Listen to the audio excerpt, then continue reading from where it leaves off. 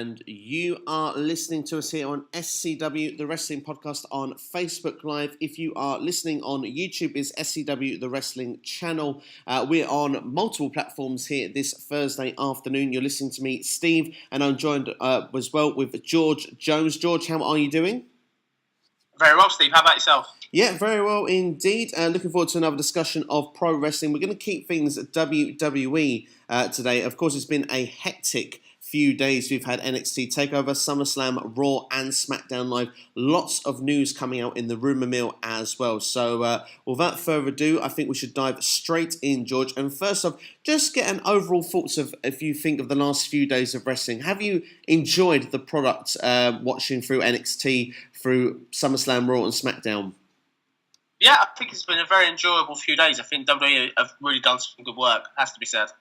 Yeah, I think so as well. I mean, of course, many would say NXT was the major highlight. I would say that I do think that the NXT TakeOver hasn't been as good as some of the others, but I mean, we are more or less saying that every TakeOver is probably in the top 5 pay-per-views of the year through any company. So it's not as if we're saying that it's not been a good show. It certainly was a breathtaking one. What were your particular highlights of the TakeOver? You got to go with the main event. I think the main event, despite us seeing that match before, it tells such a fantastic story. And clearly, it further builds Tommaso Ciampa as probably the best heel currently in WWE NXT at the moment, in my opinion. Yeah, I certainly would agree with that. The spot in Ricochet's match with Adam Cole as well, that super kick when Ricochet was upside down, that certainly was a breathtaking moment. It really was a top show. Not a lot of news and rumours have come out from there, but there has been a couple of murmurs that there could be some NXT call-ups to the main roster. Heavily, most rumoured ones are EC3, Shayna Baszler and Nikki Cross. Would you be happy to see those three come into the main roster at this stage? Yeah, I think that makes sense. I think clearly looking at Shayna Baszler, that's got to be a natural fit for Ronda Rousey down the line. I think that's a feud that's money that's going to happen. I think that would make sense. Hope to see that. Nikki Cross, I think maybe that train's gone, so to speak. I think obviously Sanity have been called up now a while and they've sort of lost their way a bit. So if it gives them some sort of platform to get them over, then fine. And EC3, yeah, why not? The former Derek Bateman, former Impact Wrestling champion, I think he's done it sort of similar levels to a certain degree. So no, I think I'd really like to see him on the main roster as well. I certainly feel a natural fit for Shayna Baszler, like you say, would be on Raw. Nikki Cross would perhaps go with Sanity on SmackDown. Where would you put EC3? Now, personally, just before I get your answer, I feel SmackDown would be the better fit in one way because I kind of feel that for that mid-card level, he could fit in quite well. But how would you place EC3 into the main roster? I'd quite like to see him as part of the Shield. I'm probably jumping ahead of it now on tangent, but I think he's got that swagger, that charisma. I think he could be something different in the Shield. You've got a load of technical wrestlers now. You haven't really got a powerhouse, which I think EC3 would fit that mold quite nicely, really. Fair enough. I mean, Roman Reigns is quite a powerhouse as well. I mean, but do you think that's also, you're talking with charisma as well? Yeah. Yeah, I mean, it would be interesting to see if there would be extra members added to the Shield at some point, but we will be coming on to them very shortly. First off, SummerSlam. Your overall thoughts of the show? I mean, I thought there were some nice moments, some good matches, but a few strange decisions as well. Yeah, it was an okay show. Once again, very, very long, unfortunately. But no, really good show. I think there were some fantastic matches. I think it was very hard for them to following the opening match. The opening match was sensational, really. And I think it was really good. I think there was a lot of good positive stuff out of that. I think they've done a really good job of building up matches that are going to happen, like the AJ Styles Samoa Joe feud. That can go another show. The Miz versus Daniel Bryan match, that can go another show, and I think it was very, very good. I think there were some odd decisions, as always, but apart from a couple of weird decisions, I felt it was quite a good pay-per-view. I felt for a WWE pay-per-view with that length, it kept me entertained for quite a long period. Certainly. What were your thoughts about the main event and how that was played out? Because obviously there had to be a way to keep the crowd from completely, should we say, shitting over the whole Roman Reigns and Brock Lesnar match once again. They introduced Braun Strowman, who said he was going to cash in the Money in the Bank at the end of the match, and then he was waiting patiently. He was taken out during the match, which fans weren't really fully aware of whether he'd come back or not. Roman Reigns getting the spear, getting the pinfall, and before fans could really realise what was going on, the belt is held over his head and the pay-per-view is switched off. Is this a clear sign that Vince McMahon has not lost touch and actually still clearly is the genius that we all know he can be? It was a very, very clever finish, pat on the back to them. I think they managed to get away with one there, to be fair. But I thought the finish was okay. It kind of was. It finally got the belt off Brock, which, as much as everyone hates Roman, I think at least we're going to have a defending champion now going forward, which is positive. And I felt it was okay. I just felt the only thing I didn't really like about it was the way that Roman was able to get a pinfall after one spear. Obviously, earlier in the match, he's done 3 or 4 big moves, and then Brock Lesnar straight up. But yet, after one spear, he's down. I felt that was a bit unrealistic, but it was a good match. I felt it was interesting. I don't really know sort of where it would go next as such, but I felt it was great. It's great to see a new champion, even if I don't really like the champion. It's nice to see it. Definitely needs the belt on Raw each and every week. I do believe that the Universal title itself has had a disastrous start in its tenure.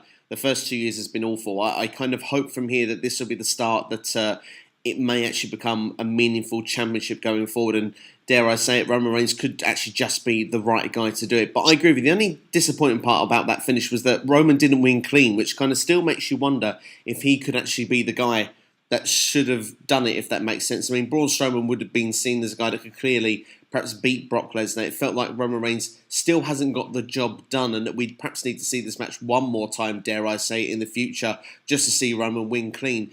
Could you see that rematch taking place again at some point in the future, perhaps even Hell in a Cell? No, I don't see it. I think Brock's gone now for a while. I think if you believe all the reports, he's off to UFC. I just don't see it. I think the next way forward in terms of this match or feud as such, moving forward with Roman Reigns, will be Roman Reigns potentially versus Braun Strowman. That's got to happen eventually. And if they want to delay it for another month, they'll probably do a 6-man tag. I think that's what they'll probably do. But it was an okay finish to the event. I felt, as you said, there are questions for whether Roman Reigns can get the job done. Part of me wishes that WWE did this at WrestleMania. I felt that it kind of lost its momentum a bit, sort of. Although they might have been heckled at WrestleMania, I think at least then we'd be further on now with a Universal Champion defending their title instead of having to wait to sort of many months later, 15 months really, to see the title defended regularly again. I completely agree. I mean, of course, most of the build-up towards WrestleMania was given a positive reaction.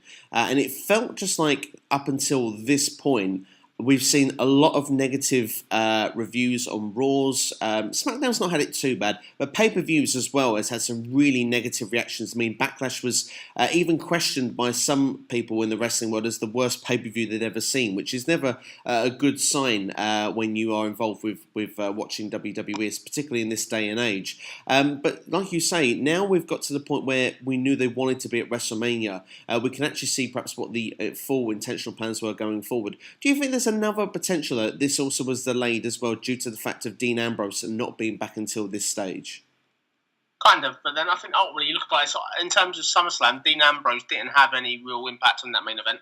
I think if they did what they did on Raw, the main event of SummerSlam, then I think that would have been much more fun. But no, I don't think the delay was Dean Ambrose. I think WWE was smart. They knew that they could get a far better reaction at SummerSlam than WrestleMania. If it was WrestleMania, it probably would have been heckled. And although they cut the camera quickly to save him being heckled, it was a very clever switch and play by WWE. I felt that they manipulated the audience very well. And I think Braun, I've got to say this, I don't like to say it very loud, but I think he looked I think the booking on him made him look a bit of an idiot, really. I think he sort of just got done over by Brock Lesnar. Again, it doesn't seem that Braun's ever been able to get one up on Brock Lesnar. It's always Brock Lesnar dominating Braun, which if they're ever going to have a program in future, if Brock does ever come back, I would be slightly questionable if it's even an even playing field, so to speak. Yeah, I mean, I think that's the thing going forward. If Brock comes back, what they would do with him next. I mean, like you say, I think it would be time now for Lesnar to start putting people over, whether that be Braun Strowman, Bobby Lashley would be another one that you would perhaps say that would be a match worth seeing. I could still see another Roman Reigns match somewhere down the line, despite the fact that fans would definitely not really want to see that. But I imagine that would be more of a B-level pay-per-view now rather than a major show. Maybe it'd be safe for somewhere like a Memphis or a Corpus Christi where the crowds are not going to be so hot over the action, shall we say. They might be more in favour of actually cheering the face and booing the heel as it should be done. But going on and moving on to Monday Night Raw this week, because that's a main part of our topic today, is the Shield reunion. Now, it stemmed from a Universal Championship match, which was Roman Reigns versus Finn Balor, which was a very good match, but I think we all knew Finn Balor was never going to win that match. We saw then that Braun Strowman, again, had said he was going to to do things where people knew what was going to go on. He was going to cash in Money in the Bank at the end of the match. But he was actually cashing in on a weak champion, someone that was down. He wasn't waiting for them to get on their feet and then cash it in. He was actually attacking Roman Reigns. We then heard the music for the return and the shock of the Shield, and I don't think anyone saw that coming. Dean Ambrose and Seth Rollins actually dressed in the Shield attire as well.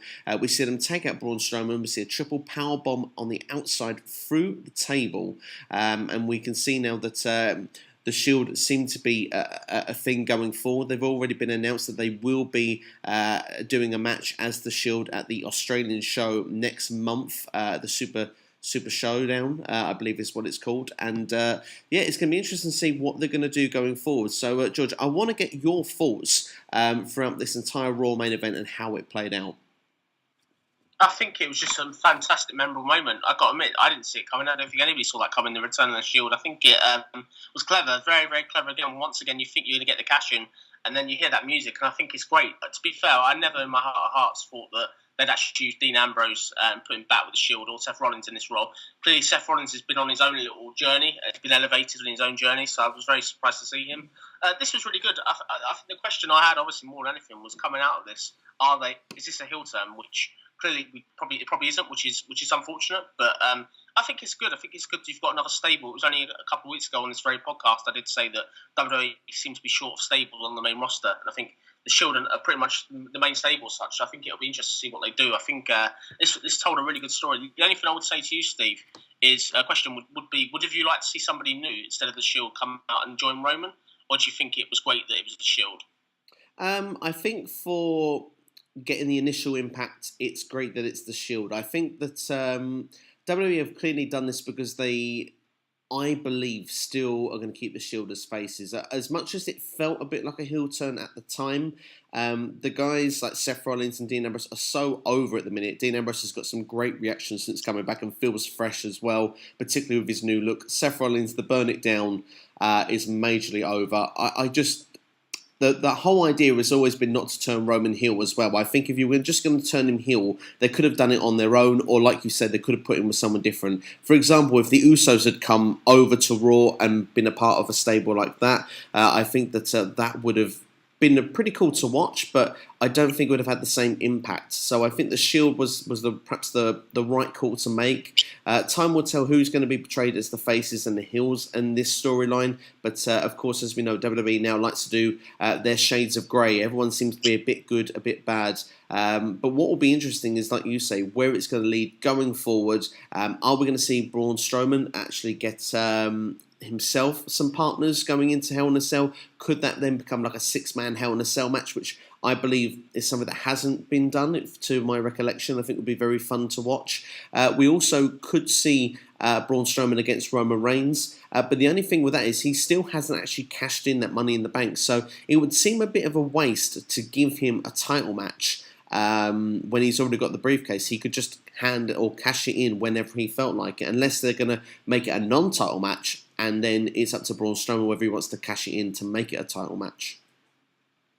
Yeah, definitely. I think you make some good points. I think in terms of what I would like to see, I don't mind them bringing the Shield back. I think it's clever, but I do think it's a waste of Seth Rollins. I think Seth Rollins, clearly for me, probably should be in Roman Reigns' spot. I think he's the one that is the most talented out of the Shield, and I do think this is going to eventually lead to a heel turn for Dean Ambrose. I think that's pretty obvious, and I think this will make a match down the line between, I'd say, Dean Ambrose and Seth Rollins. I think that's probably the way it's going to go. But it's great to see them build a stable in WWE, or bring a stable back into it, so to speak. I think it's interesting. I just hope that they maintain this, and I really would love to see a heel turn, but as I said, I'm with you. I can't see it. The only thing I would like to see them maybe do differently, instead of having the Shield come back, I would have liked to see them pair the Authors of Pain with Roman Reigns. I think that could have been an interesting combination. But because he's not turning fully fledged Shield, it probably wouldn't have unfortunately have happened or worked.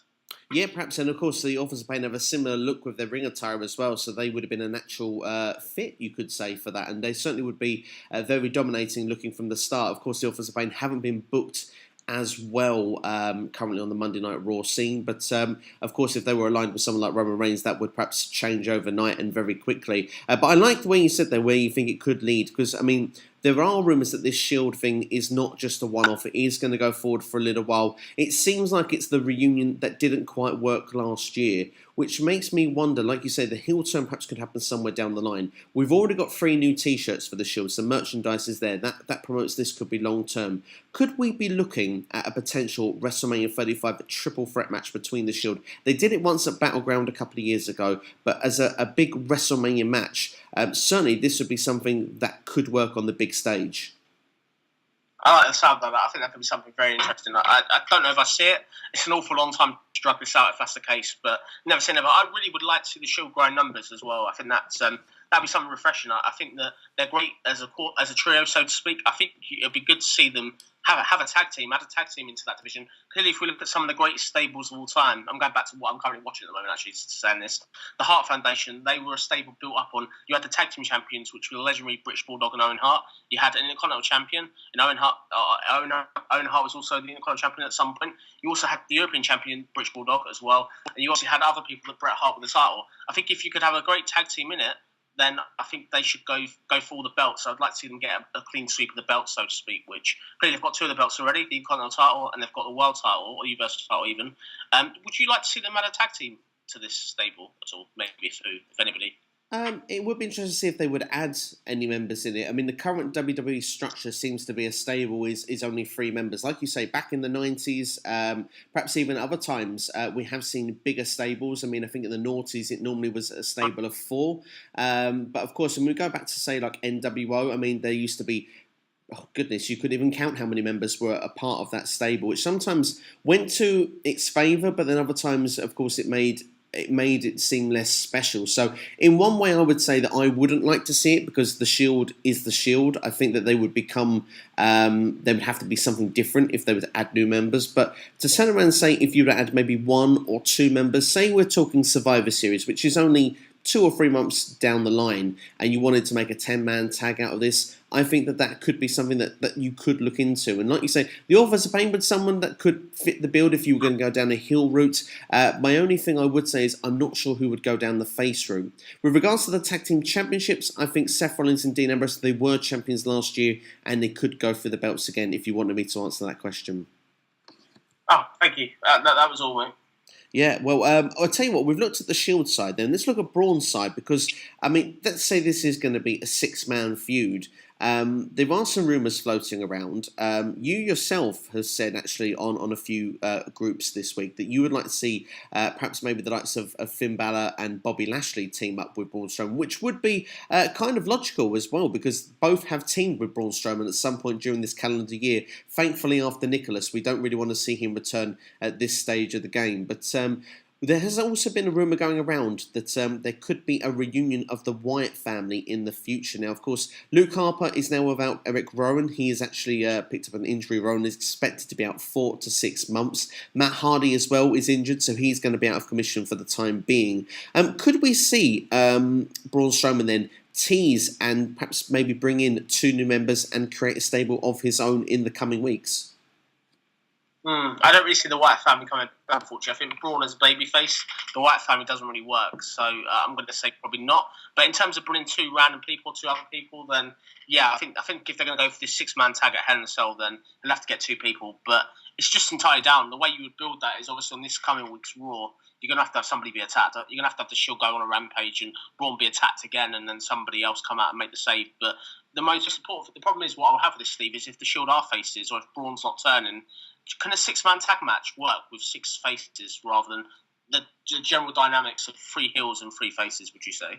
It certainly works better. I've always been someone who prefers a face versus a heel. I don't like the shade of grey versus the shade of grey. I don't mind face versus face, depending on the circumstance, but it normally feuds work best when it is face versus heel. It's just always been the case when you look throughout the history of wrestling, whether it was Hogan versus Andre the Giant, there was a face versus heel. Whether it was Austin McMahon, there was a face versus heel. John Cena versus anyone in the noughties, it was face versus heel. I think it's always worked with that dynamic. In the modern era of wrestling, everyone seems to have lost a bit, and I think that's what kind of is one of the real negative points in today's market of wrestling, is the fact that you look at it and say, well, everyone's got such a shade of grey. They do a bit of good and a bit of bad, and the fans can make their own mind up for themselves. Now, I know fans have been making their own minds up for themselves for the last number of years anyway, certainly going over perhaps the last sort of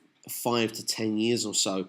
But I think that fans would respect a much clearer direction. Now, of course, we will come on to a heel turn very shortly, which has definitely not been received very well, which is the Becky Lynch one. But I do think when we're looking at the current feud we've got, I do think it would make a much better feud of clarification with the Shield and Braun Strowman if one was to take one side and one was to take the other. Because currently, one of the more interesting points, I suppose, from Raw, we don't know who is good and who is bad out of this. We don't know where it's going to go, which in one way is a cliffhanger, which I think is something that perhaps should be praised because we don't get enough of those on TV. There's actually a reason to want to tune in next week. But at the same time, I do want a clear idea when we go into the event, who am I meant to like and who am I not meant to like? I can make my own mind up then, but I would like a clear idea of who is meant to be the good guy in this scenario. Yeah, I agree with you. I think hopefully they'll give that clarity as well. And I think it should be interesting to see what they do and how they go forward. I think clearly getting rid of Kurt Angle this week on Raw, having another heel general manager and Baron Corbin going forward will make things very interesting. I'm going to put the $1 million question to you, Steve. So now Paul Heyman potentially is going to have nothing to do. Would you like to see him get involved in this program somehow, either join the Shield or on Braun's side? Would you like to see that element be played to a certain degree? Well, the fun part about that question is, of course, when the Shield debuted in 2012, they were seen as almost like renegades, almost helping CM Punk, who at that time was a Paul Heyman guy. So it would almost be kind of full circle if Paul Heyman was to come back in. But for me, that would only work if the Shield were to be heels. And to be honest, the mic work of all three of those guys, even though Roman isn't that strong on the mic, he did, I think, a fairly good job this week and at times does deliver good promos. But I think that as a Shield trio, they don't need the mouthpiece. I think that a mouthpiece would be better suited somewhere else. And unfortunately as well, Braun Strowman for me doesn't need it either because Braun, I don't think he needs a 20-minute promo. The fascinating part with Braun Strowman is that he says 3 or 4 lines more or less about beating someone up, tell them that they're going to go through something like a wall, whatever crazy thing he's got in mind, at announcer's table, and they're going to get these hands, and that's all people really want to hear from him. I think that Paul Heyman's services perhaps maybe better suited somewhere else in the card. Yeah, definitely. It'd be interesting to see what they do with him, certainly. Certainly. Where would you like to see Paul Heyman inserted? I'd love to see him become a GM. Not that it will ever happen, but I could see I think Baron Corbin needs somebody to support him. I think although Baron Corbin isn't bad as a general manager, and I think it'd be great to see them go down that road. But Paul Heyman, if he's used in the right direction and the right capacity, I think he could do something very well. But I'm just intrigued to see what they do with him. I just hope he's not off TV now because Brock's gone. Yeah, I mean, of course, it's always good. But would you like to see him, perhaps maybe, if he wasn't on TV, go into maybe the writing side again? Yeah, I think clearly based on his storylines in ECW when he went previously for WWE, I think he's very revolutionary in terms of some of the great stuff he comes up with. But within a PG environment, I question whether his skills would be used best as such. Yeah, I mean, there's certainly would be something put into the test for Paul Heyman if he was to do that. And of course, if you listen to stuff like Something to Wrestle with Bruce Pritchard, of course, there wasn't always the best working relationship when, I believe, when the ECW brand was brought into life in 2006. I don't think that was a good partnership at that time. But Heyman did write a lot of the stuff for SmackDown in the Ruthless Aggression era. I think he could do an alright job, but we'll have to wait and see what will be Paul Heyman's role. If he was on screen, I would love to see him with the Authors of Pain, just purely because I think that they are missing that mouthpiece. I think that that's what really made them click when they had Paul Ellering in NXT. I think that they need that direction. I think that maybe they would be taken more seriously, more creditable going forward after that. So that's the way I would definitely treat Paul Heyman. But as a result then, George, from this week's Raw, how much intrigue have you got now to see where this chapter goes next? I definitely want to see the next show, which is unusual for WWE. I think clearly it's great to, as you said earlier, to end on a cliffhanger. The fact that there is reason to watch next week rather than just the same finish at the end of the show, I think it makes it great. I just really hope that the intrigue's not quelled. If it was me and I was booking, I would have WWE drag this out of where the Shield are, who they are, or were their faces or heels as such. I think ultimately it should be a case of we've tried to get the Shield for an interview. Oh, they're refusing to talk. you drag that out for 2 weeks, and ultimately the questions people will have to keep watching to find out where they are. And if you want to really put the intrigue in there, you could have them attack a babyface and a heel, have them attack multiple types of genre, if that makes sense, because ultimately nobody knows really who they are. I think the best thing for the Shield, though, for me, would be a tweener role. I think ultimately it's great that Seth Rollins is over as a face. I don't know, turning him back to a heel doesn't work, so I hope he's obviously not going to be a heel. I think the best thing out of this we can hope is that if they are all baby faces, obviously one of them is going to turn heel, and the one that will be turning heel, it's pretty clear to me, is Dean Ambrose. I just don't see them turning heel on Roman Reigns and also Seth Rollins. I think they're far too valuable as a face, unfortunately.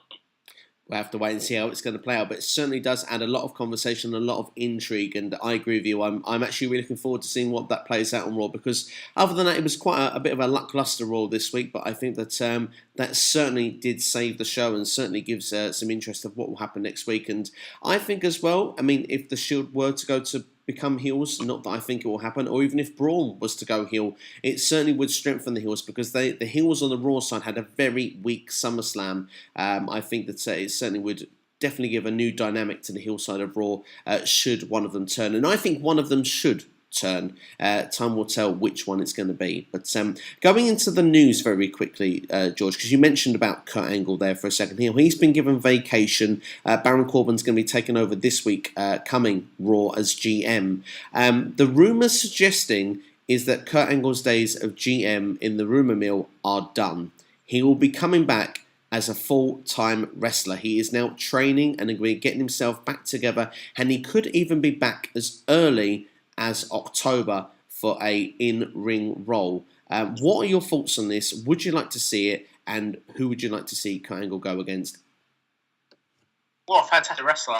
First of all, I think if he's coming back and he's half as good as he used to be, it's a fantastic addition. This is Daniel Bryan all over again, isn't it? This is something we never thought we'd see. But I do have slight reservations in the back of my mind that his neck isn't right. He was obviously on his last legs before. Is he truly well enough to wrestle again now?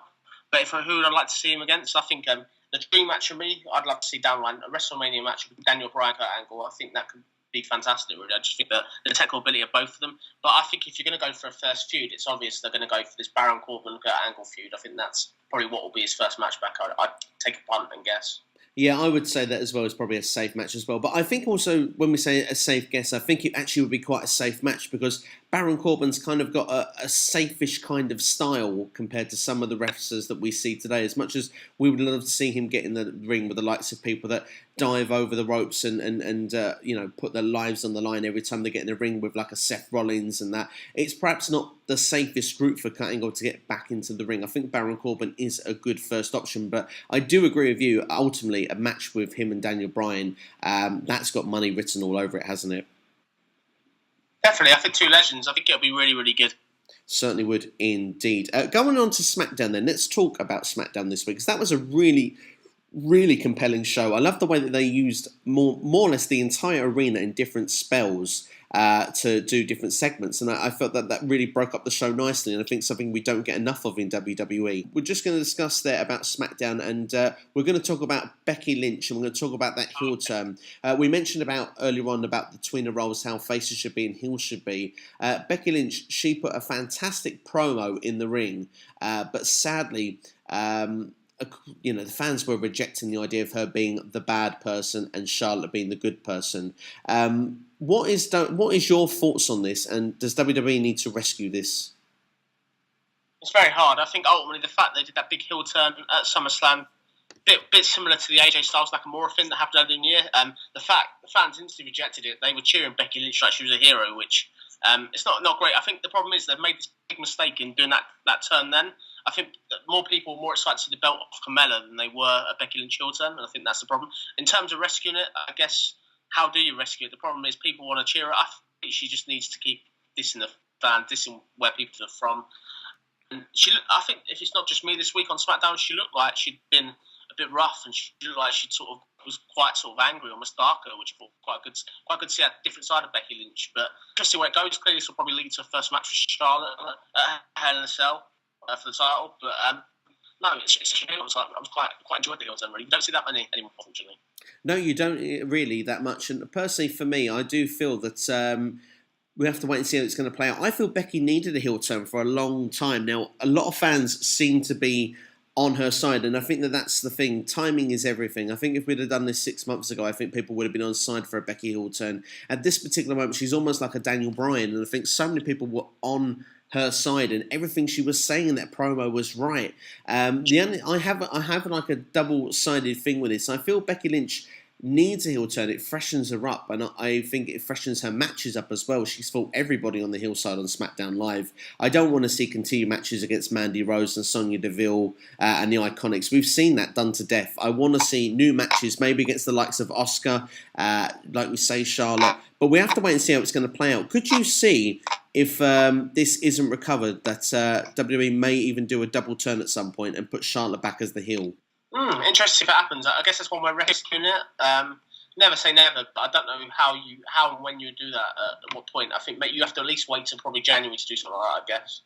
Yeah, I mean, we'll have to wait and see. Do you think there's a chance, though, if WWE doesn't do something, and say fans week after week reject this idea of Becky Lynch being the heel, do you feel that there was a chance that both stars actually will suffer as a result of this booking? Yeah, potentially. I think the thing with WWE is once it gets set in their ways, it's very rare that they change what they're going to do. So I think this Becky Lynch heel turn is probably going to be here to stay for a while. We'll have to wait and see how it plays out. But I mean, like I say, there is potential. We could get the likes of Asuka as well in a feud with Becky. It makes fresh matchups. And do you think that Becky needs that on SmackDown Live? Of course, there's people like Naomi she could fight as well. It gives us something fresh to do. Speaking of Asuka, though, now you've mentioned it, clearly she's due to come back quite soon. I think she's going to be coming back as a heel, which will make things very interesting. Are you looking forward to seeing that? Certainly would love to see something done with Asuka. She's had a really tough time this calendar year. It's not really treated her well since the Royal Rumble and perhaps since WrestleMania. It'll be interesting to see how it's going to play out for her, because she certainly has not had the best of times. And I believe there has been rumours of unrest with her backstage, of how she's been unhappy, how she's been booked. So we don't know if that's true or if that's false, but certainly it'll be interesting to see how that will play out going forward. Definitely, it'll be interesting what they do. Definitely. Well, there are some other bits of news, George, that we wouldn't mind covering just before we close off here. There was rumours going about that Jason Jordan was working backstage as a SmackDown producer this week. Of course, he hasn't recovered the way he should have done from neck surgery, and there is a little bit of fear of his future in ring. It's a very sad story, because Jason Jordan had a lot of potential to become a big star, didn't he, at one point? Yeah, it's a real shame to see what's happened, definitely. Certainly. Do you think that it'll be a good role for him if he can't get back in the ring? I think it's good that WWE giving him that opportunity to sort of something else to do, if that makes sense. I really hope that wherever he tries, I'm sure it'll be a success. It's a shame, really, to see another fantastic technician in the ring potentially not be able to wrestle again. Certainly. There is rumours going around that Rey Mysterio could be returned to WWE within the next month. Now, I'm sure you, like me, would be great to see him back. Where would you like to see him fit in? I'd like to see him on SmackDown. I think he'll get lost on Raw. Raw's for the big people, SmackDown's for the kind of smaller people. Yeah, certainly. Although he's a big name, would perhaps have a draw for, looking at it for Raw. I do agree with you. I think SmackDown is probably the best place for him. And as well, I don't know, I think he could be kind of handy for 205 Live as well, because he would add a bit of star power to that brand. Maybe a reason to watch. Maybe he could be involved with the Lucha House Party in some form. Maybe he could just be the Cruiserweight Champion. Do you think that he would actually add something to that brand?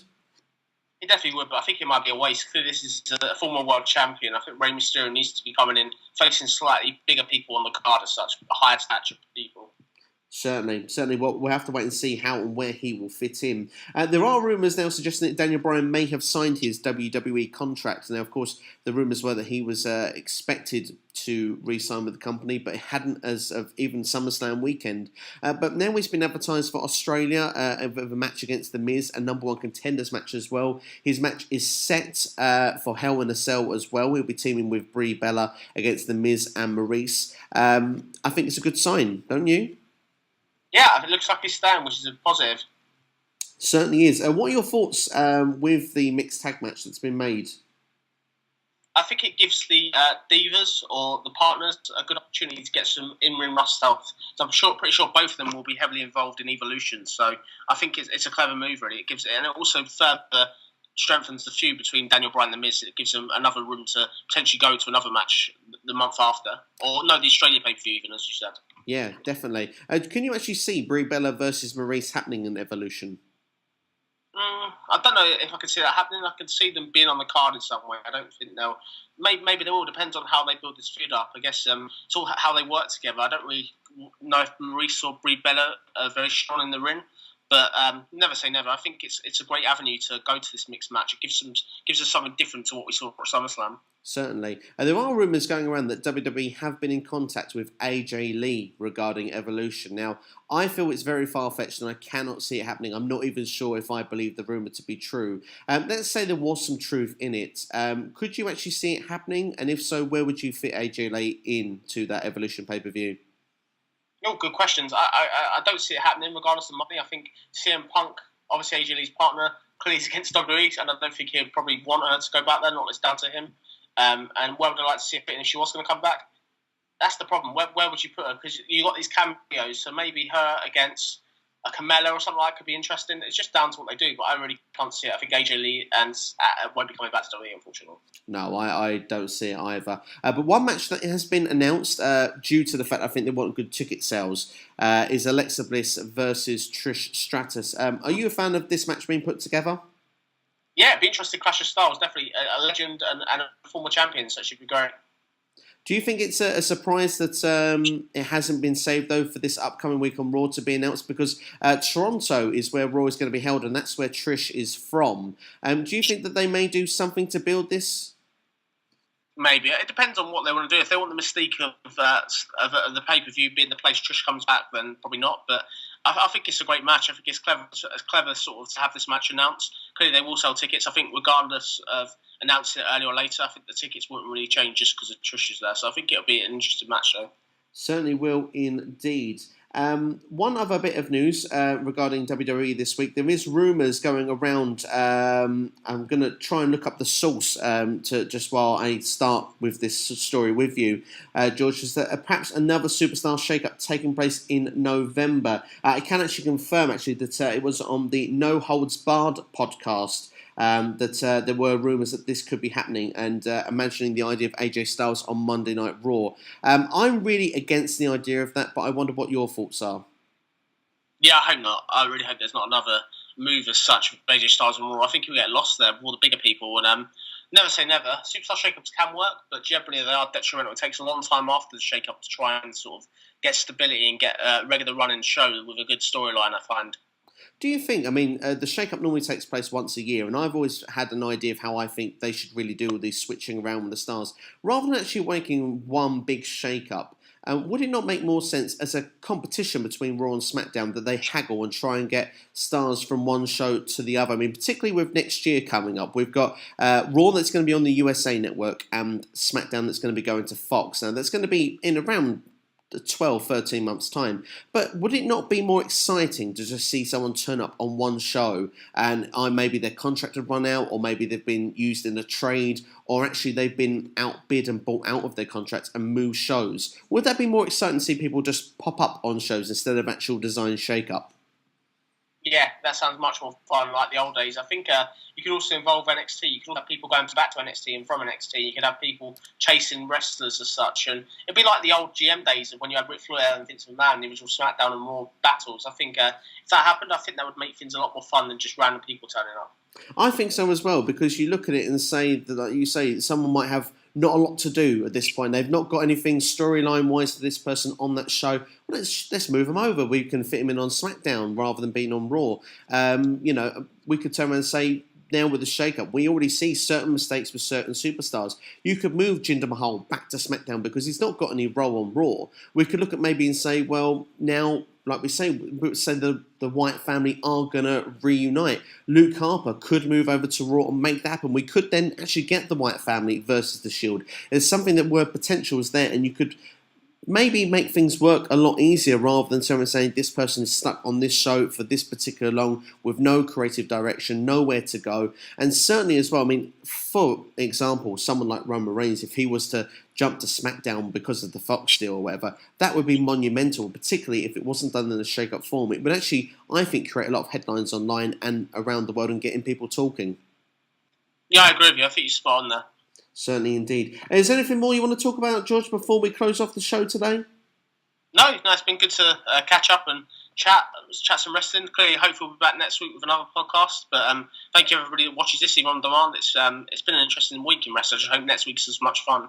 Well, that's the thing. There's been a lot of newsworthy topics, and I think that certainly adds a lot of interest and it gets people excited about the product. It's a shame when there's not always so much going on, but we've got a lot to look forward to right now. We've got, as you've said, the return of the Shield. We've got Hell in a Cell coming up. We've even got the Mae Young Classic. We've got the show in Australia. There's certainly a lot of news and rumours going to be coming out over the next few weeks. WWE is going to be a very busy place. But there is one more topic I want to quickly discuss now before we finish. Cody has been on discussing on a podcast recently how a lot of contracts are going to run out in ROH at the same time. The Young Bucks, Kenny Omega and New Japan, as well as Hangman Page, all of their contracts run out around the same time. They've all made a bond that they are going to stick together whatever their next move is. I think that's very brave. It's very noble. Could you see all of them coming together in WWE in some capacity, or do you see them all staying part of New Japan and ROH? Yeah, good question. In terms of making a bond, I don't want to discredit anybody, but I think money's a bond, really. I think if WWE are offering you double what you're earning, you're not going to, regardless of a friendship, you're probably going to take the money. But would we like to see all of them in WWE? Clearly we would. It would be something fantastic. But for me, clearly they've got such draws on the independent scene. Like going to WWE, I don't really see, apart from making a set amount of money, I just think it would be detrimental to the characters. If you look at WWE's track record with recent wrestlers, such as Broken Matt Hardy, people like that, they've called up and just literally they've destroyed them. You've got to question how they'll fit in people such as Kenny Omega in WWE and stuff like that, and what spot they'll be in. It would be a shame to see them destroy the hard legacy and work of Cody Rhodes, Kenny Omega, and people like that as such, unless it's going to go somewhere and mean something and have some sort of long-standing memory. Certainly did, and you can't have the Bullet Club in WWE either. They've already done a design of the club, and that perhaps didn't have the success that they would have liked. You could even argue that most previous Bullet Club members, apart from AJ Styles, have not fared too well, really. Finn Balor having an up-and-down spell, but Gallows and Anderson definitely not having that much success there. It would be interesting to see what would happen if they were all to make the jump together. But of course, just over a week's time, they're going to be All In, a very exciting show. Are you looking forward to All In? Should be fun. Looking forward to watching it. It should be indeed. Particularly, I'm going to say it now, I think Kenny Omega versus Pentagon is going to absolutely steal that show. I'm excited to see that match in particular take place. But that's all from us here. Please like, share, subscribe, and get involved. If you have any comments of stuff you want us to talk about next time here on SCW, then feel free to get involved. George, thank you for being on the show. As always, it's been great to discuss pro wrestling with you and the fallout after SummerSlam weekend, and we'll have to wait and see where it's going to lead from there. But thank you all for watching, and we'll see you guys next time.